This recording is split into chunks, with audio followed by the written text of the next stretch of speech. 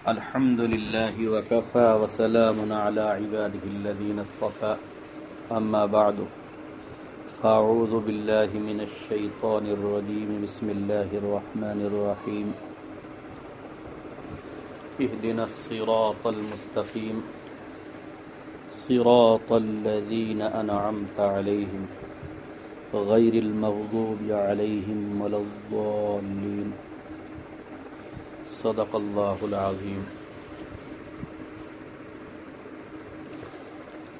حضرات علماء کرام، آپ حضرات کی خدمت میں اس وقت تبلیغی جماعت کے تعلق سے بالخصوص دو باتیں عرض کرنی۔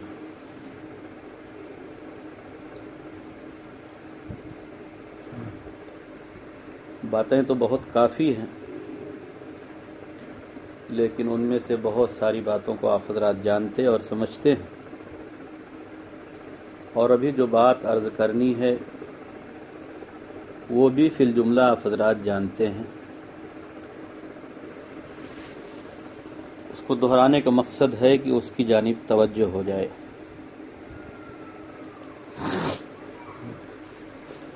آج صبح ہی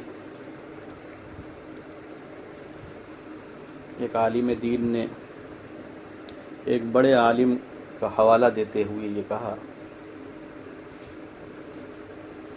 کہ کچھ لوگ کہتے ہیں کہ گشت بدعت ہے، تبلیغی جماعت کا گشت بدعت۔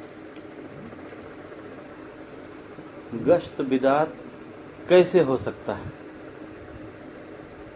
اگر گشت بدعت ہے تو مدارس کا جو نظام ہے وہ بھی بدعت ہے، خانقاہوں کا جو نظام ہے وہ بھی بدعت ہے۔ یہ بات آج سامنے آئی تو میں نے ان کو جو جواب دیا، سمجھایا، وہ ابھی نقل کرتا ہوں۔ اس کے علاوہ آپ حضرات جب کتابیں دیکھیں گے، ان لوگوں کی جو حضرات گشت کو، مشورہ کو، تشکیل کو، خروج کو ثابت کرتے ہیں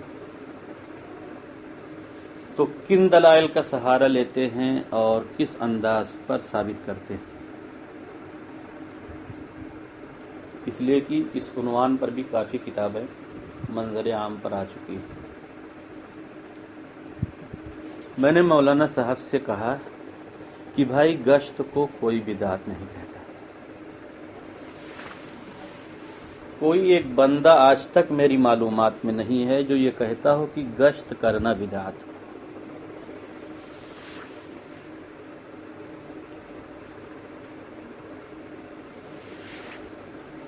تو وہ حیران ہوئے کہ یہ تو عجیب بات ہے۔ میں نے کہا کہ گشت کو کوئی بدعت نہیں کہتا، اور گشت کو کوئی بدعت کیسے کوئی کہہ سکتا ہے اور کیوں کر کہہ سکتا ہے؟ گشت میں ہوتا کیا ہے؟ چل پھر کے جاتے ہیں، لوگوں کو بلا کر لاتے ہیں کہ بھائی مسجد چلو، نماز پڑھو، کتاب کی تعلیم میں بیٹھو۔ تو یہ تو ایک ضرورت کی چیز ہے، یہ ایک انتظامی امر ہے کہ لوگوں کو بلایا جائے، تو اس کو کوئی بدعت کیوں کہے گا اور کیسے کہے گا؟ اب مولانا صاحب اور حیران۔ تو پھر میں نے ان کو بتایا کہ حقیقت میں گشت بدعت نہیں، ہاں گشت کو دینی حیثیت دے دینا، گشت کو دین سمجھ لینا، امر انتظامی سے آگے بڑھا کر اس کو شریعت کا درجہ دے دینا، یہ بدعت ہے۔ تو اب سوال یہ پیدا ہوتا ہے کہ کیسے آپ کو پتہ چلا کہ امر انتظامی سے خارج کر دیا اس کو اور شریعت کا درجہ دے دیا، اس کا پتہ کیسے چلا آپ کو؟ اس کا پتہ اس طرح چلا کہ ایک انتظامی امر جس کو ایجاد کیا گیا 14ویں صدی میں،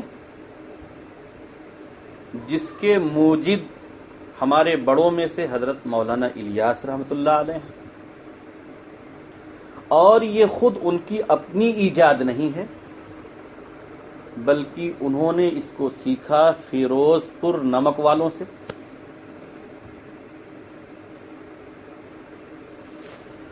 میاں جی محمد عیسیٰ صاحب کی کتاب ہے تبلیغی تحریک کی ابتدا، اس میں بصراحت یہ بات موجود ہے۔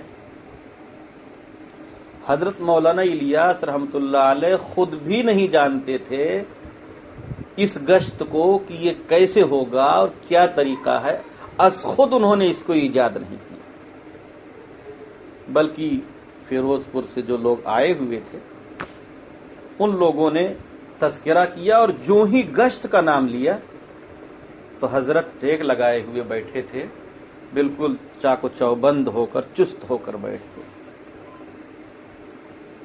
اور پوچھا گشت کیسا ہوتا ہے، کیا چیز ہے؟ ان لوگوں نے کہا کہ حضرت اب ایسے ہم کیا بتائیں، آپ تشریف لے چلے، ہم لوگ کر کے دکھا دیں گے۔ چنانچہ حضرت تشریف لے گئے اور کر کے دکھایا، پھر حضرت نے اس کی توثیق کی اور تائید کی اور اس میں کچھ اصلاح کی، کچھ اضافہ کیے۔ یہ گشت کی تاریخ ہے، یہ 14ویں صدی کی ایجاد ہے۔ اب اس گشت کے فضائل قرآن و سنت سے بیان کیے جائیں اور اس گشت کو کہا جائے کہ یہ نبیوں والا عمل ہے اور صحابہ والا عمل ہے، تو نبیوں والا عمل تو دین ہوتا ہے، صحابہ والا عمل تو دین ہوتا ہے، جس کام کے فضائل قرآن و سنت میں ہو وہ تو دین ہوتا ہے۔ یہاں سے ہم کو پتہ چلا کہ اس گشت کو ان لوگوں نے انتظامی امر سے آگے بڑھا کر شریعت کا درجہ دے رکھا۔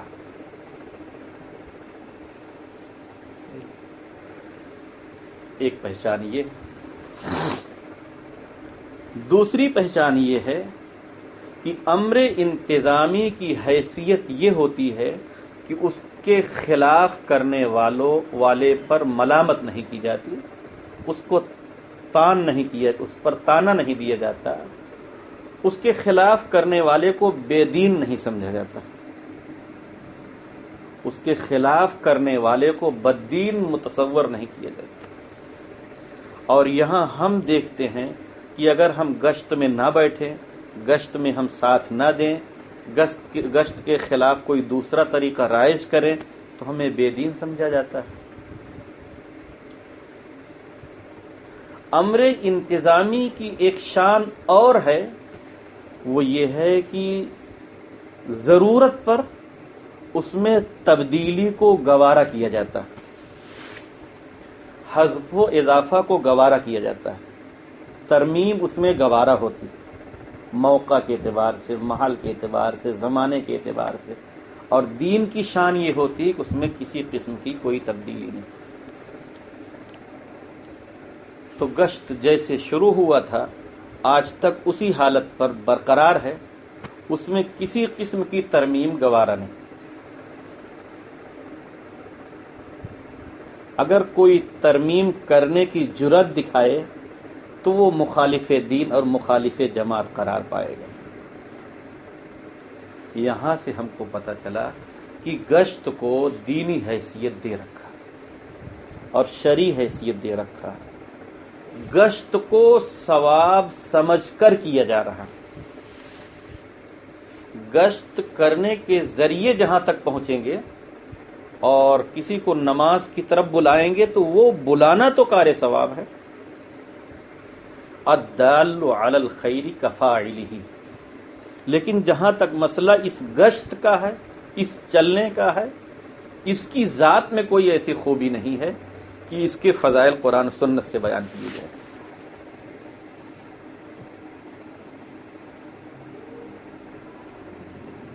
یہ گشت، اس گشت کو بعد میں ایجاد کیا گیا، پھر جہاں سے جوڑا گیا ہے وہ لے جا کے جوڑا گیا ہے سرحد پر جو مجاہدین پہرے داری کرتے ہیں،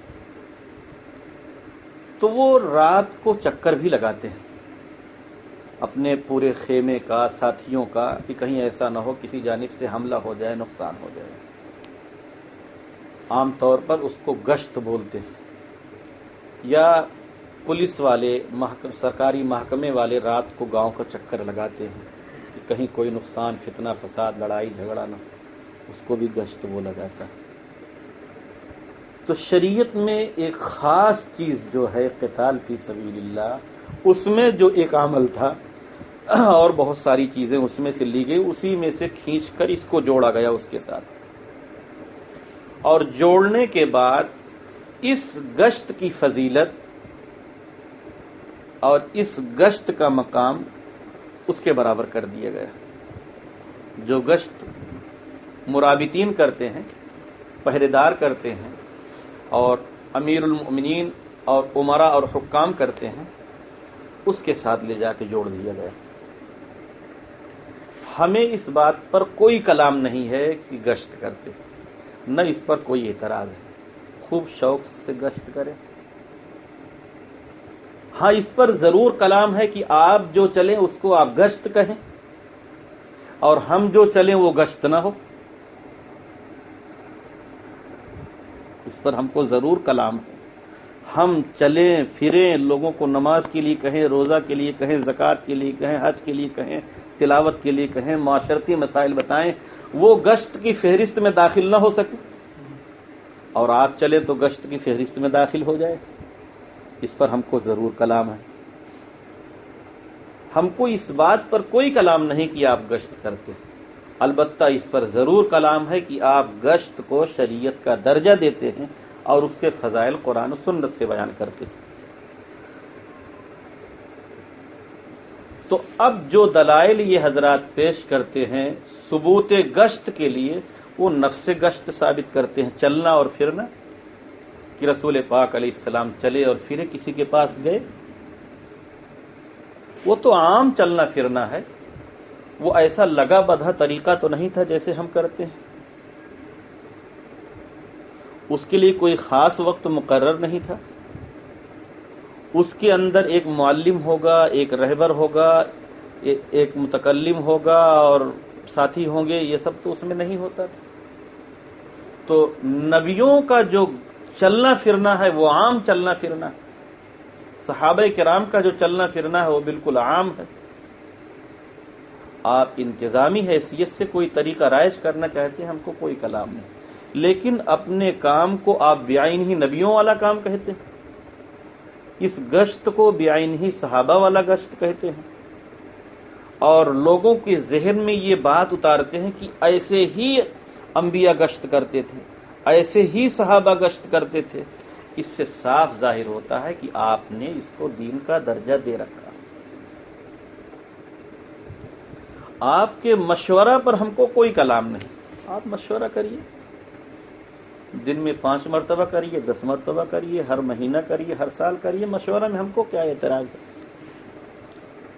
مخصوص انداز میں مشورہ کرنے کو آپ شریعت کا درجہ دیجیے، اس کے آپ مخصوص فضائل بیان کریے، اور اس انداز پر نہ کرنے والے کو آپ لعنت اور ملامت کریے اور بے دین تصور کریے، تو ظاہر سی بات ہے کہ آپ نے اپنے مشورہ کو شریعت کا ایک جز قرار دے دیا۔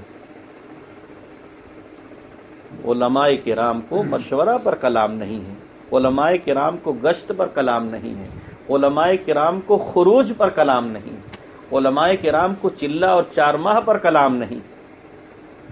مولانا الیاس گھمن صاحب دامت برکاتہم اپنے ایک ویڈیو بیان میں فرماتے ہیں کہ 6 روزہ بخاری میں بھی ہے اور مسلم میں بھی ہے، 3 دن نکلنا بخاری میں بھی ہے اور مسلم میں بھی ہے۔ تو میں نے ان کو خط لکھا، کھلا خط لکھا کہ جب یہ بخاری میں بھی ہے، مسلم میں بھی ہے، تو اس پر عمل بھی پیچھے ملنا چاہیے، اور آپ کی یہ کہنے کا مطلب یہ ہے کہ یہ باضابطہ شریعت کا حصہ ہے۔